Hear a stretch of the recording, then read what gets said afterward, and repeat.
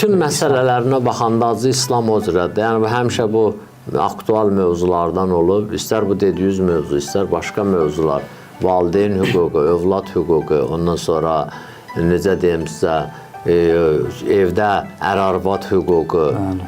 Ki, məsələn, deyir ki, bunun yeməkdə sən boynuna vacibdir, geyməkdə boynuna vacibdir. Ondan sonra bütün şəraitin, o şəhərin qadınlarının adətinə uyğun onun üçün yaşamaq üçün, yemək üçün, geyinmək üçün təminatın verməlisən.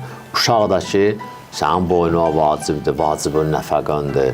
Amma məsələn, dünyanın çox yerində belə şeylər yoxdur. Bəzən uşağı bölüblər. Bir gün ərin, bir gün arvadın. Bir gün o xərcin verir, bir gün o xərcin verir. Yəni bunu belə də müşahidə eləyib danışanlar da olub məsələn ki, belədir də. İndi o cürə, amma İslam görürsünüz ona başqa cürə baxır. Ya başqa mövzularda, hansı mövzunu götürsün, İslamda o mövzu birincidir. Və əksər də dünya qanunları bəzi cəhətdən oxşasa da elə buradan orasını əks eləyiblər. Bəzi cəhətdən əksi də olsa, yenə nəticə etibarı ilə o qanun özü yazan da deyir ki, deməsən belədir.